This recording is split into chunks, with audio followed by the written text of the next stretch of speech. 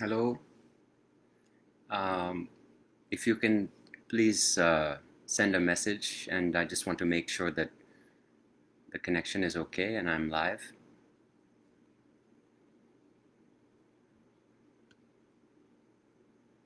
in the comments.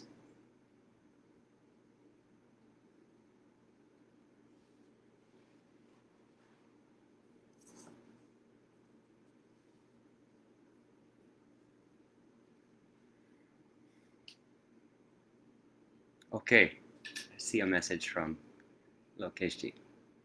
So, hello everyone. सबको नमस्ते और बहुत बहुत धन्यवाद आप सब लोगों को. I'm very happy to be here this morning, your evening, or I'm very grateful to Lokesh and all the other members of Been There Doing That for inviting me. Uh, it's a big, it's really an honor to be able to talk to you all.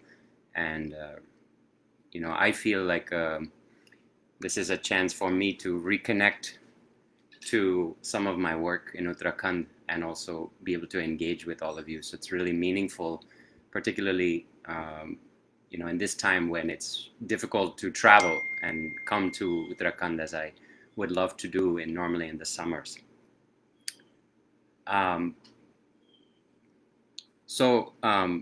Please do I expect, I'd love to have this be an interaction.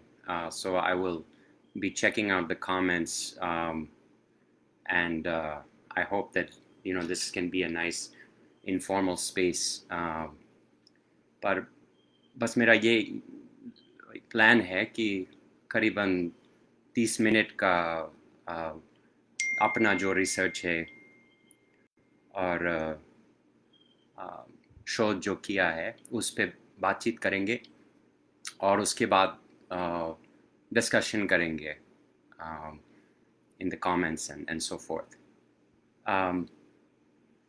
I'm getting a message. I just want to make sure that in the comments, if you can just tell me that you can hear me. I'm getting a message from Ghanisham saying, what issues are you facing? So I just want to make sure that if I can get a couple of confirmations, then I'll proceed.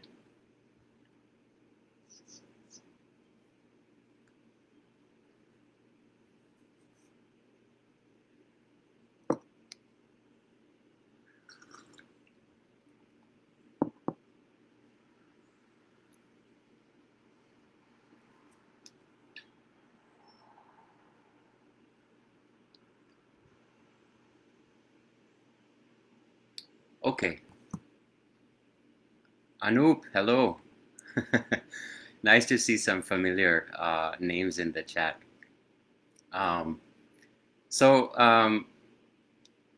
Great. I'll just proceed. The majority, you all could be sitting anywhere, but I'm imagining most of you at the end of your week and you're, coming to the end of the week and you're hopefully able to relax and for a chai pee ke बैठ रहे आराम से. So I want to talk to you about mainly music in Uttarakhand. And I know I'm following on the footsteps of some really outstanding scholars who've worked in folk culture and music. And so I'll just add my comments to them. So, sort of like Professor Andrew Alter, who already spoke on this series, I'll just tell you about how I came into this field and my entry into Uttarakhand. So that is similar to, to Professor Alter. My family has roots in the region. My grandparents my Dada Dadi came to India in 1936, and they were missionaries in the Presbyterian denomination. So they were in the Kanpur region, but they sent their children all to school at Woodstock. So that was really my father's upbringing was split between Kanpur and Woodstock. and so that those Woodstock roots are very are like a connective tissue there with the Fiol family, the Alter family, um, and I grew up entirely in the U.S. My father settled in the U.S. for college, and so he left India, and I was able to go there as a child, but I didn't really get the opportunity to live in Uttarakhand until I was in my 20s. फिर college के बाद मैं गया और हिंदी पढ़ने के लिए हिंदी सीखने के लिए मैं मसूरी गया था तो वहाँ पे एक फेमस हिंदी लैंग्वेज स्कूल है आप सभी लोग जानते हैं so I was studying there and then from there I started to do trekking and got really interested in Garhwal Himalaya and I was always a musician and I had done my degree, my first degree in music, focusing on piano. So this got me interested as I started to think about graduate school that I would focus on the Himalayan region. And in fact, my early work was centered mostly on ideas of sort of the intersection of, you could say, folk music and popular music. So that time, we're talking about the early 2000s when I came. Uttarakhand was recently formed as a state, but also you had this sort of cassette industry that was still very popular, and the VCDs were becoming all the rage. So I started to really focus on that in my dissertation work, thinking about what is the intersection of what is happening in village settings और गांव का जो भी शैलियाँ हैं तो उसमें VCD और कैसेटों पे क्या आ रहे हैं क्या डाल रहे हैं लोगों को और उसका जो फीडबैक प्रोसेस कैसा है और रिकॉर्डिंग स्टूडियो और गांव के बीच में. So that's what I started to look at, and in the early part of my research, and this all got me thinking about the idea of folk. Folk. जब हम लोक गीत कहते हैं या लोक संगीत कहते हैं तो उसका क्या मतलब है और as an idea, how has that idea of folk really evolved and changed? So that led me to start thinking about some of the colonial era, in the 19th century and early 20th century, how were people thinking about folk? That is when this term started to emerge in the English language. Of course, loka in Sanskrit has a much, much longer history, and it starts to dovetail with the अंग्रेज का जो मतलब है, अंग्रेज का अर्थ है. So folk and folk start to become somewhat intertwined, that's something that was very interesting to me. And then, independence के बाद, we see a different impetus to define it as sort of nationalist folk on the basis of regional identities. So that was something I was looking at specifically through the work of figures like Mohan Upreti, in Kumaon, and what he was doing, working with Pahari populations in the plains, but trying to define sort of this folk identity for Uttarakhand as a whole. And then then as we go through the evolution, thinking about contemporary meaning, if we think more about mediation through technology, how has folk as an idea become constructed actually through the way that we understand that term is mediated, right, heavily by the technology, more and more. And so our experience of folk actually is just very contingent and very evolving, and it's not such a fixed thing that we sometimes make that out to be. So that's all just by way of background of what I've sort of had been working on until fairly recently. आजकल मेरा program जो है थोड़ा, it's a variety of things. I'm making a documentary series in Uttarakhand, and I have a former student who's an excellent filmmaker, and so he was able to come with me a few years back and spend about a year, about 9 months living in Chamoli And so we were doing a lot of filming, and we have a good portion of this series, a documentary series that is produced. But we're sort of in the middle of all of that, so I don't have a lot of details to share just yet. But I will be updating, folks as we keep producing that content.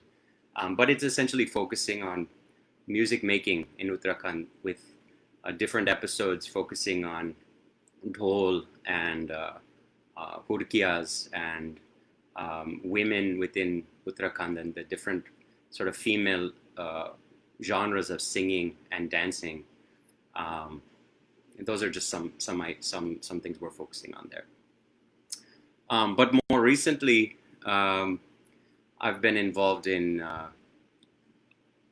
more Dhol Damau projects, and in my humble opinion, Dhol is the heartbeat of all of the music making in the region. It is what sort of drives it. It's so central to all aspects of life, and I know you've already heard that from several other speakers in the series. Ramlal Bhatt and Professor Alter have also discussed these issues, and I wish I could play some clips and show some slides. I think that it's probably challenging to go back and forth, is my understanding, with Facebook. So I'll just be a talking head, but I hope to shed some light on some nuances of the Dhol tradition in what follows. So I actually came to Dhol. I didn't initially study Dhol when I came to Uttarakhand, and this was like 10 years ago. Cincinnati विश्वविद्यालय पे मैं professor हूँ, तो उस university ने उसका administration ने they kind of like required me in a certain sense to teach an ensemble, a musical ensemble made up of students, and I could focus on any tradition in the world. And I'm an ethnomusicologist, so I wanted to do something that focused on my own research. So I said, ये एक मौका है कि मैं एक थोड़ा सा एक हिमालय नाद की तरफ एक ensemble बनाऊं students के साथ. So at that time I didn't have any instruments, so I had to go to Uttarakhand and use the great resources of सारे गुरु लोग जितने भी मैंने संपर्क किया. So Dr. Purohit was of course very helpful there, and I worked with Sohan Lal near Chandrabadani in Tiri, and I sort of apprenticed with him in terms of making 6 pairs of Dhol and Damau, and then shipping them to the US, and also getting Hurka Thali and Ran Singa and everything, Benai, Murli, all the different instruments that are indigenous to the region, and also some that are not indigenous, like Mashak Baja, which I also attempted to incorporate but failed pretty miserably. It's an extremely difficult instrument to learn, and so I sometimes recruit our local Mashak Baja players who get very confused when they come and see all these Himalayan drums here, and they're used to playing solo processional kind of music at funerals and so on here in the US, and then I asked them to play with this really rowdy set of drums, and it's a lot of fun. So I've had a lot of fun with that student ensemble, but usko karte hue, I noted that when I would spend time learning from different Dhol masters, they would play the same bajas very differently, very distinctly. And you all know this is ये मौखिक परंपरा है, तो उसमें कोई standard नहीं है. There's no one way to play any of these bajas, and I knew that, but what was curious to me was some bajas that I was learning, I could learn the exact same rhythm, the same way the dhol and the damau fit together. And it could be from teachers who were hundreds of kilometers away from each other. And then other bajas I could learn from villages that are just opposite each other. You know, teachers living in opposite villages, and they played it totally differently. You know, they called it the same name sometimes. They maybe even used it in the same kind of ritual, but it was played totally differently. So this became very curious to me, and it sort of that curiosity drove me to look more closely at the Dhol tradition in terms of like what explains this. You know, how do bajas change, and what can they tell us about the history of the region of Uttarakhand? So that's sort of like out of practical necessity of teaching this ensemble and then having fun and expanding my knowledge and being able to teach my students some of the basics, I came to sort of this research question. Practically what I'm sort of in the middle of all this right now. This is a current project that I want to, you know, just mention to you all. So I went to Salur Dungra, this village that is famous for Raman in Chamoli district. And that's where I've been sort of spending a lot of time more recently, in recent years. And they have, the reason I chose to stay there and study there is they have about 12 families of Dholis. And all together, I mean, they're very, very rich. It's very rare, as you know, to have such a concentration of Dholis. I mean, as a rule, drummers are very spread out, you know, few and far between. And these days, fewer and fewer, and farther between. But you know, by necessity, you could not have too much competition with another Dholi family. And also, I think as the players have become thinned out over time, they are requesting, you know, members of the family to move to another location where there might be, you know, more patrons and more necessity for rituals to be played. So that was really unusual to me, to find a village like Salur Dungra, you know, and in part the Raman and the sort of enthusiasm of Raman has revitalized this Dholi tradition, but only really in a very limited way. You know, the Dholis there in Salur Dungra, just like all throughout Uttarakhand, are in a very really terrible state, you know, economically and socially, and there really isn't enough attention that I find being directed at those issues within the state. So it's something that I'm very, you know, very passionate about. But back to the bajas. So there, you know, Salur Dungra में एक गांव के अंदर कम से कम, you know, 200-300 लगभग बाजास मैंने सुना, record किया और थोड़ा बहुत सीखा भी, you know, but that's like just a, you know, a slice of what's happening throughout the state, right? So it's an incredibly developed and rich tradition, obviously. And I'm using the word baja. I hope everybody understands what these bajas are. I'm sure you heard them, but these are not invented, right? These are revealed by the Devi Devtao. Devi Devtao ne sab, let's say majority of the bajas, they revealed them, you know, they passed them to the Dholis to keep as kind of repositories of knowledge. And these bajas are used within the rituals.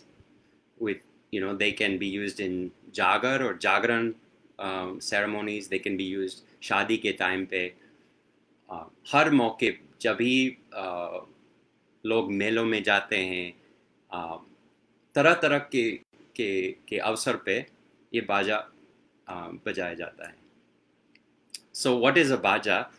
Of course they're divine, but they're orally transmitted. ये मौखिक परंपरा से they're passed on, and they're almost all fixed compositions. By fixed, I don't mean that they don't change, but they're not intentionally changed. In other words, people aren't thinking कि मैं इस बार में ऐसे चौक डालता हूँ इस बाजे में. They're more circumscribed to a certain way you should play them. They need to be played in a specific time and place, or the knowledge will slowly atrophy. Little by little, the knowledge of that baja will start to ebb, and it's not really like tala, and unfortunately, the studies of baja and of dhol have suffered from comparing them to classical system, Shastriya Sangeet, and the tabla. The system of tala is totally different. It's totally distinct in the way that meter is understood as a sort of fixed, set of matra, and then you play something against that sense of tala. The idea of baja is very different, first because it's connected to this context, this ritual setting, this very, very specific, broader social meaning and cultural meaning. That's one way, but also even just in terms of the structure, musically, what a baja is. Of course, there are some bajas that are just repeating like a cycle of a certain number of beats, right? Grajen, dujen, jen, ta, ta, grajen, jen, jen, ta, ta, grajen, jen, jen, ta, ta. This kind of idea of just like a cycle of beats, you could say is very similar to a tal in like Shastriya Sangeet. But there are many other bajas that are very different, that work more with like a little motive, an idea. And then, what a dholi does is beautifies, usko sajata hai in many different ways, to stretch out that rhythm or contract that rhythm over time. And actually, Professor Alter has done some beautiful work showing this process within the Pandav Nritya, how a little kernel of a rhythmic idea can be contracted or expanded. So it's not really then about the total number of beats in the baja, which is more how tabla players think, इसमें कितने मात्रा है, इसको कैसे दिखाते हैं हाथों पे. It's more like a rhythmic cell or an idea that you can expand or contract. And then there are many other bajas that are also distinct in that they have like an iconic element. So, and they have an external point of reference. So there are some bajas that are like this, they emulate the sound of thunder, or they emulate a mantra, a spoken mantra. The bade is interesting. Bade is one of the most ubiquitous of bajas throughout Uttarakhand. Bade meaning like celebration or praise, right? So the bade is very asymmetrical. This is another way, like there's no tal that in Hindustani music that is so complex and so commonly played like this. So you have bade is played very differently in almost any context and any sub-region within Uttarakhand. I'll just give you one example, a recited bade. Ta nana ta nana ta nana ta nana krajen tu jen ta krajen tu jen ta krajen tu jen ta krajen na tu jen na krajen jen ta jen ta tu jen ta ta nana ta nana ta nana. So that's one time through the cycle of a bade. If you count the like the little pulses within that baja, it will be somewhere that one might be 32 pulses. But in another village, they'll do it just slightly differently. It'll be like 30 pulses. And another village, it'll be like 34 pulses.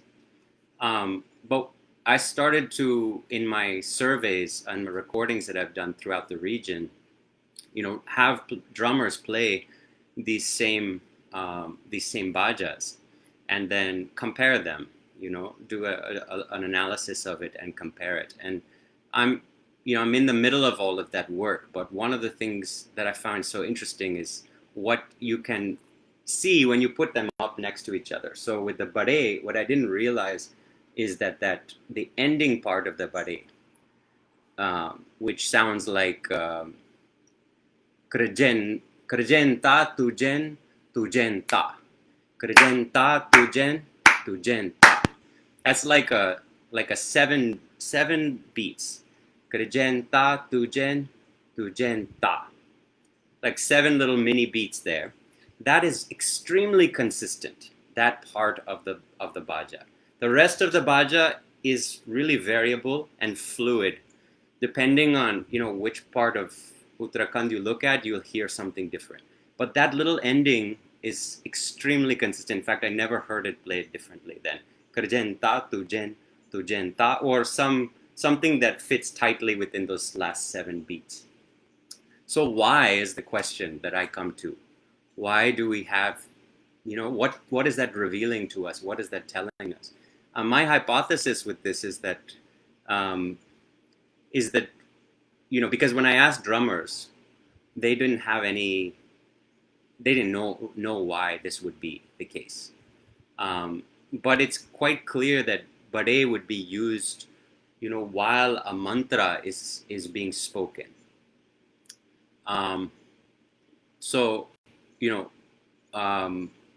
While a pujari is saying a mantra, or while maybe even at one point in time, the Dholi himself might be reciting a mantra while playing. These may have been separate tasks, but they may have also been unified tasks, right? The literature is not so clear about that. So my feeling is that those roles became separated, and that the Dholi dhol bajane ka kaam hi, karne shuru kar diya, and the pujari did all the mandir ke andar,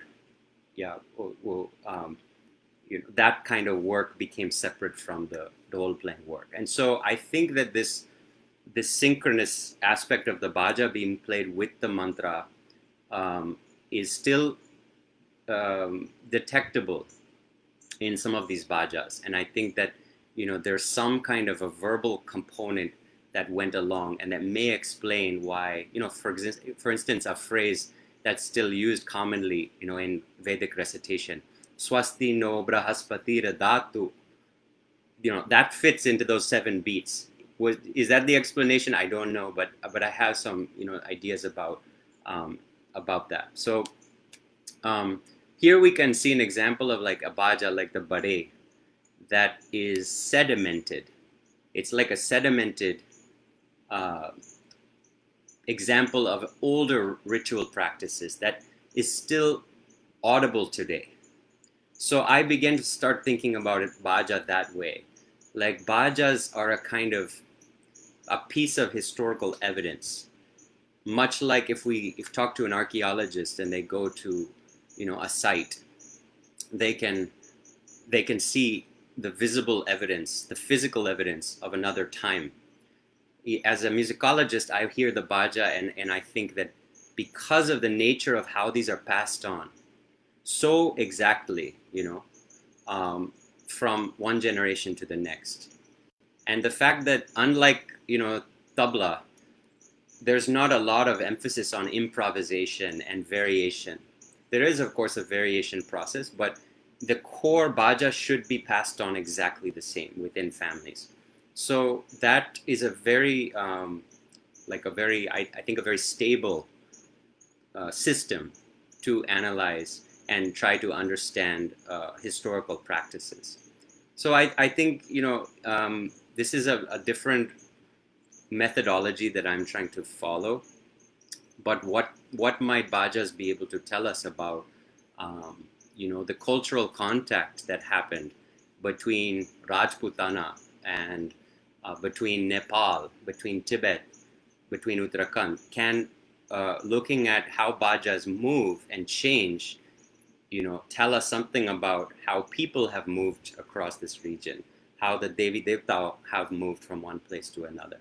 Now, Nobat is another interesting example. Nabti, as it's called in some areas of Uttarakhand. Nobat, of course, it's an ensemble type. It's a group of a consort of instruments, and it's also like marks the time of day. And within Mughal courts, there was always Nakhar Khana, this structure that sat outside of the darbar at the edge of the court, and it marked these important moments in the day, as well, like prayer times for the prayer, but also when an important dignitary would arrive, you would play a certain rhythm. So it had that temporal function, and not surprisingly, today in Mandiro pe, Sare Uttarakhand mein, you hear the Dholi playing the Nabti, the Nobat, and that also marks these very important moments, particularly जब देवता को उठाना है सुबह सुबह और सुलाना है रात को. So that's a really interesting, to me, very interesting to look at the transition of what Nobat rhythms were like in Mughal era and what the Nobat sounds like within Uttarakhand, and is there any way that we can sort of make a sonic connection between those practices?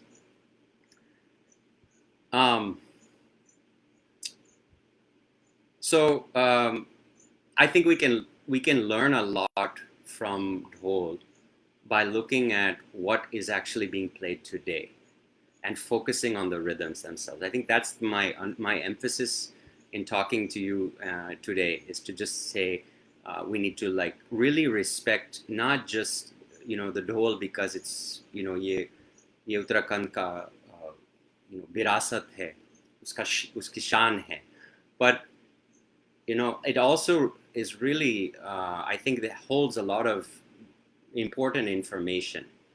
And in some ways, we might study it like a language. That's why I titled this, some of the work I'm doing, Dialects of Dhol, because they are kind of like these dialects. And we can study Dhol practices much like linguists do comparative linguistic studies, and they study changes in Dhol playing from one region to another. So I really am interested in like how does transmission happen within the family, within a village, and within like regions or sub-regions within Uttarakhand. How does the parampara kaisa फैल जाता है? And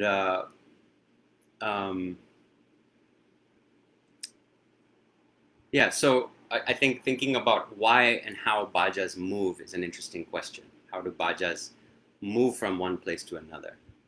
And I think, as I mentioned, when people move or when the Devi Devta move, you find that the bajas always go with them. If we look at like Chamoli region, we see the Deora tradition, where the very important Devi Devta like Nanda or Jak or other Devtas are taken in processions over many, many days. And this is one of the ways that I think the Dhol playing tradition has been unified across different villages. That helps to explain why certain bajas are found far and wide.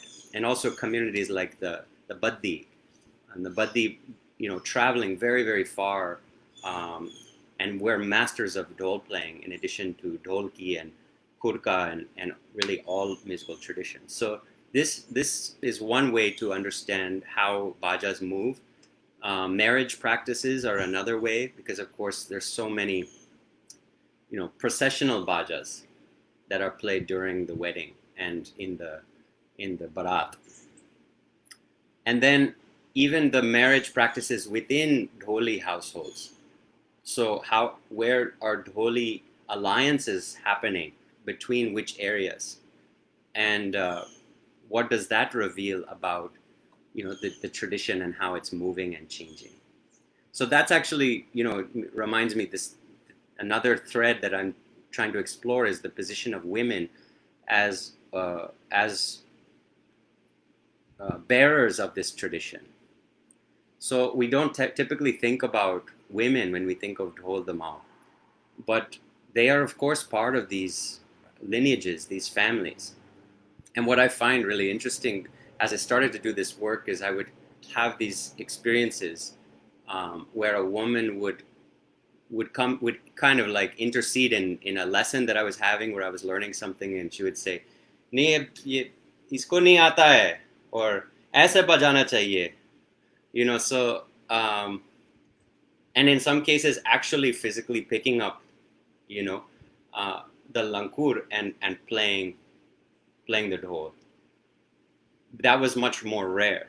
But among young girls, it was not so rare. You still see that गांव में उसके कोई प्रतिबंध नहीं है कि लड़कियां बजा सकती है, and especially the dholi लड़कियां, उन्हीं परिवारों से उनको आती है, पूरा परंपरा लगभग उनको आती है. So that was what is interesting to me, is seeing, that girls actually have a lot of knowledge of this, and then once they get married, they move, of course, to their husband's village, and then they learn another tradition of dhol playing. So unlike men only are exposed to one tradition of dhol playing. Women are exposed to two, and they actually become bi-musical, kind of like we think of bilingual. They learn two different dialects of drumming, and to me, I saw evidence of that, and it's something that I've been fascinated by. So I'm in the process of interviewing different women who maybe don't play because their husbands would not think that's okay, and as a society, samaj mein uska itna acceptance nahi hai. But they really know the tradition, and they can listen to it, they can critique it, and they can compare these two traditions that उनका मायके का जो ढोल परंपरा और ससुराल के ढोल परंपरा. So that's something that I'm starting to focus on more, as the experience of women within the tradition. I think I've talked a lot, so I'm gonna check out whatever questions there are. One thing I'll just say to end on is sort of returning to the issue of the state of the Dholi.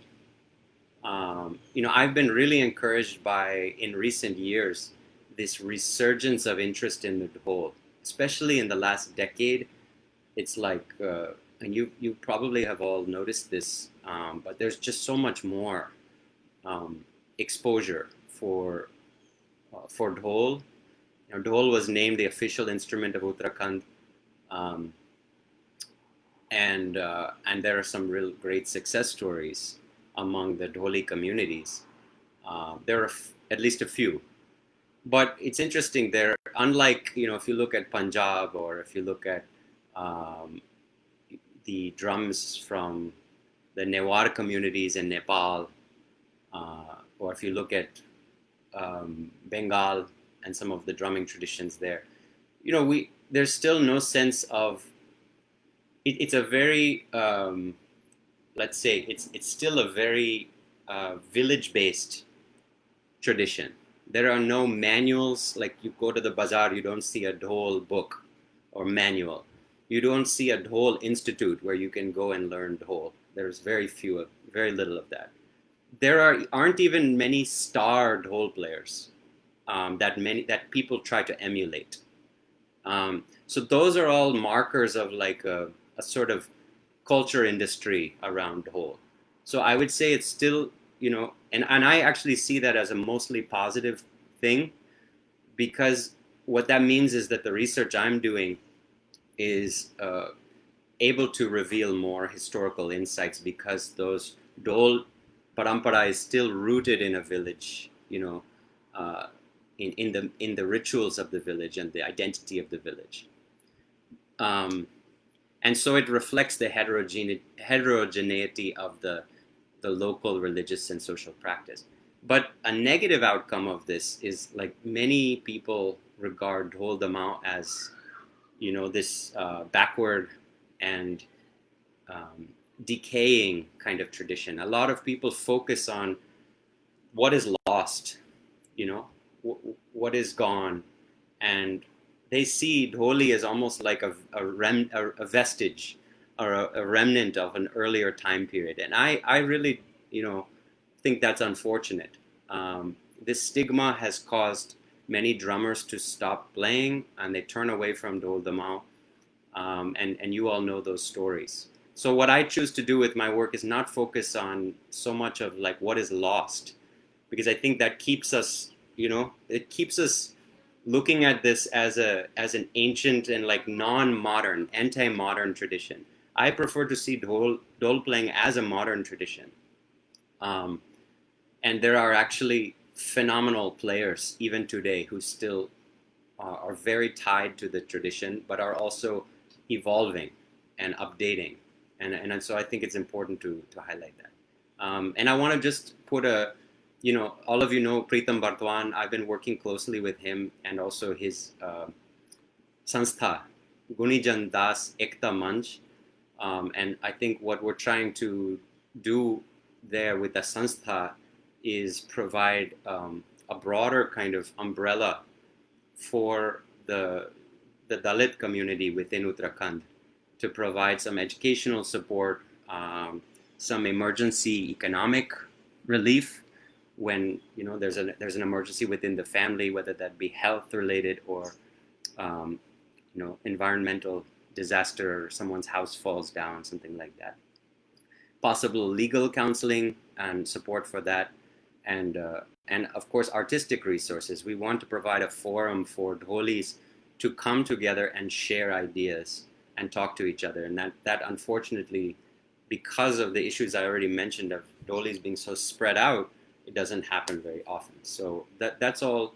I just hope that that you'll support the efforts of folks who are doing this work within the community, like Pritam Bhai and others, because I think that's also a really important thing in this day and age, is empowering people within the community and not just sort of assuming the role. I try to lend my privilege to support that, but I also make no claims about being a Dhol ka Vidwan, because I'm really not. I'm really just a chela and still learning so much from these bड़ी guru log.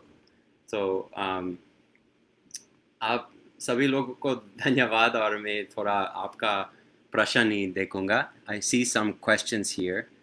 I see a question of the political role for the Dhol and elaborating on a collaboration with Pritam Bardwanji.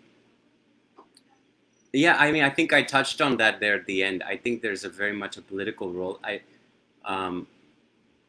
think in some ways the Dhol itself, and this is kind of unfortunate, but just wearing the Dhol, playing the Dhol, even that is a political act in a certain sense, even today. And that's really has more to do with the caste element, right? Or भेदभाव की बात जो आता है, that why should there be शर्म इसमें, क्यों है शर्म क्यों है? I still see it when I go back to attend weddings, and the way that Dholis are treated is like, it's just terrible.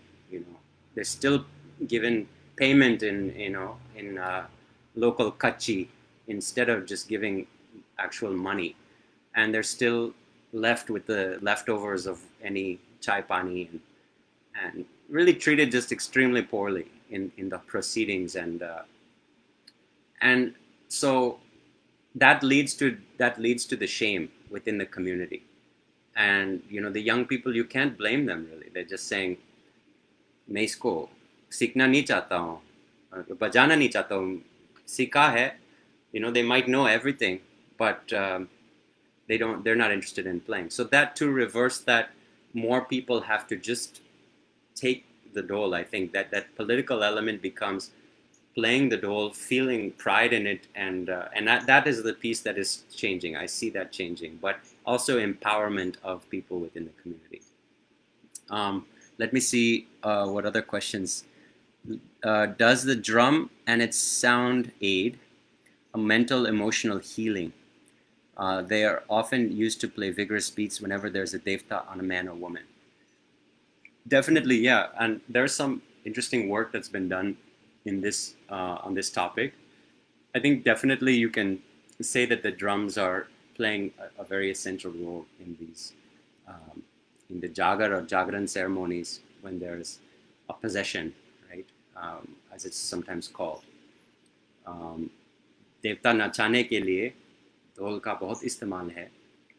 And sometimes the dhol is not as important, you know. So energy को sustain करने के लिए, I think the dhol has a really important role. But sometimes the actual moment of possession is something that can happen through other means, through a mantra, through the dhoop in the ceremony. So it's like a very multi-sensory process, I think, that leads to that healing. And then, you know, I really think like Professor Sachs's points about Jagar and Jagran being these rituals being important because they bring people together. They're a space of community healing. That's a really important point.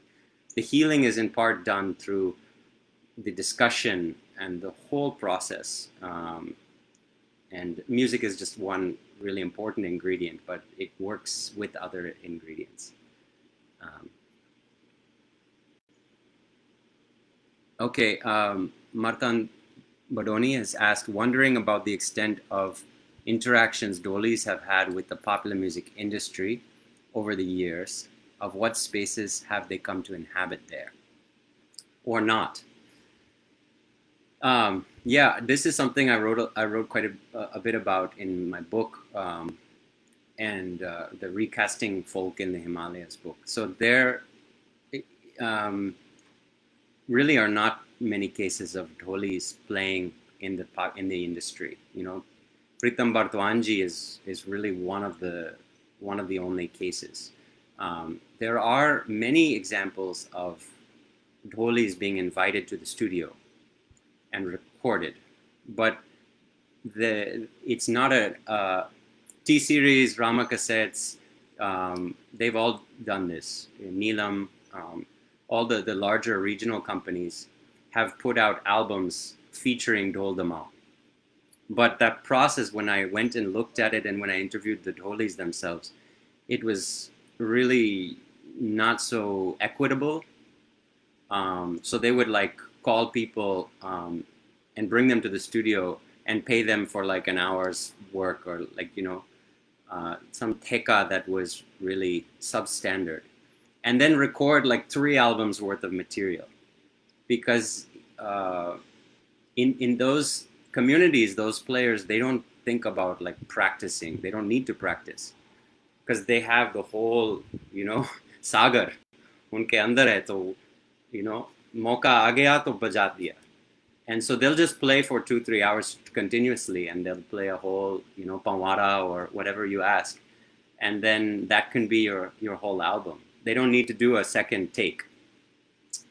So if you think about what's equitable, you know, for what those musicians did, that was really really unfair to them. And none of them controlled the rights to those albums and how they could be used, how their name could be used, whether their name is even featured on the album. I found many albums where the names weren't even appearing of the players, or, you know, or their photos weren't used. They're just showing the Dhol Damao and they aren't showing the players. So I just tried to highlight some of those things because I think there hasn't been enough change really in that sense. And I haven't followed very closely the last few years. So I could be wrong about things that are more recently happening, but that's some of the things I've noticed. Let me see. Anup has said, could you speak a bit more on the idea of expanding or contracting a kernel like similarity, differences too, to how Bandish creatively performed in Hindustani Rag? there's a sort of structuration going on with the kernel of rhythm that remains constant across dialects of Dhol. This is a great point. I do think that's a good metaphor or a good way to think about that. With a bandish being similarly, you have this kernel. Usually in Hindustani music, you have the beginning of the asthai of the line, and then you just sort of return to that after these extended improvisations. I think with Dhol, it's like a theme, not theme and variation so much. What's the right way to put that? It is more like a very processual process where you start with a longer idea, and in that longer idea, there is a small cell, and then as you contract, you're just maintaining that cell, but you're shortening the things around it, so that the actual cycle itself changes and contracts. Whereas Hindustani music, yes, you have that idea, but the focus is on improvisation and creating new ideas with the rag and with the tal, but maintaining that same metric structure of the tal. And so the emphasis on variation and improvisation is so paramount in the Hindustani tradition. In the Dhol playing tradition, it is like a response usually to what the dancers are doing, what the devta is doing, what is happening within the ritual. And those are your cues to modify the baja, and either to contract it or to expand it. So that's what I say. It's sort of like a good comparison, but it's also quite a bit a different system.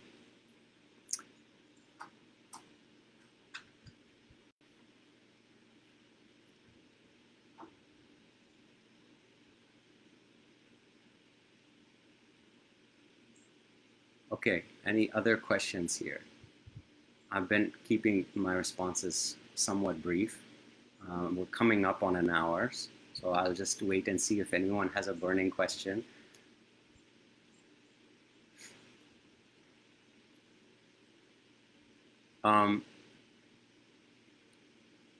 There was a question about shamans using music for spiritual healing. Yeah, I think of the shamanic practice. I actually haven't done a lot of work on what I'm thinking of, like the oracles, who. So I think about this in that there are like two forms. So you have either like a guru or a jagariya who is using the dhol and using the voice and the lehra, the story of the Devi Devta, to bring possession on a medium who is there.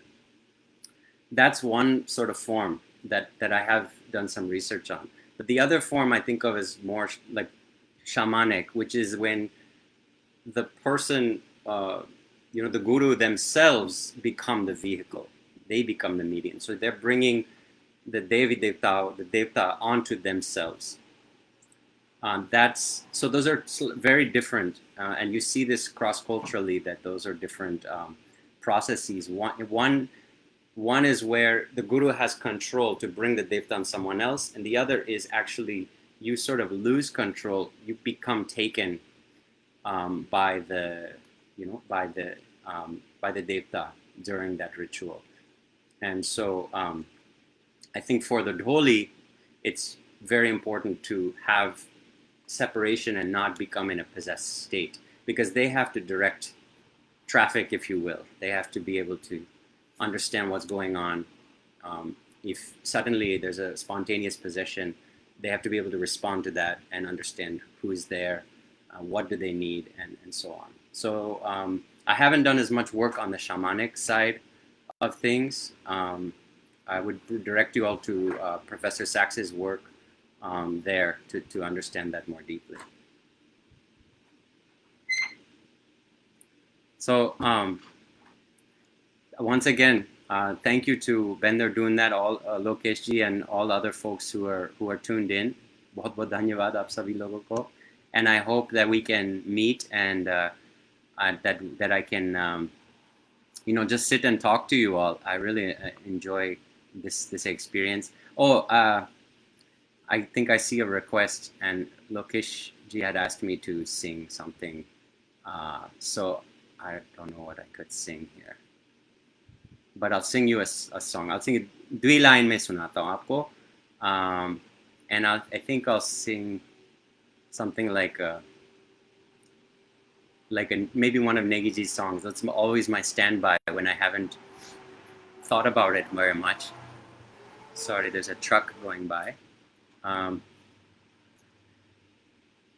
So I think I'll sing this song that has a good message for the ending of a talk. And also, मेरा जो खुद लगती है, उत्तराखंड की जो खुद लगती है अभी इस टाइम पे, मेरा ओन से हर्ष हो के तो हुएल्यो, न हो मेरा जाना को दुख के न हो, दुख के न हो. मेरा दुख मारो ना को हक के है ना, मेरा दुख मेरा ओन से हर्ष. Sorry, I've mixed up the words. मेरा ओन से हर्ष हो के न हो. I haven't sung this in a while. मुल्क हो परायूर, खुद हो तुम्हारी, खुद हो तुम्हारी, पीड़ा हो कि जो आज तक से न हो, आज तक से न हो. मेरा ओण से हर्ष हो के तो हुएल्यो, न हो मेरा जाना को दुख के न हो, दुख के न हो. बहुत बहुत धन्यवाद.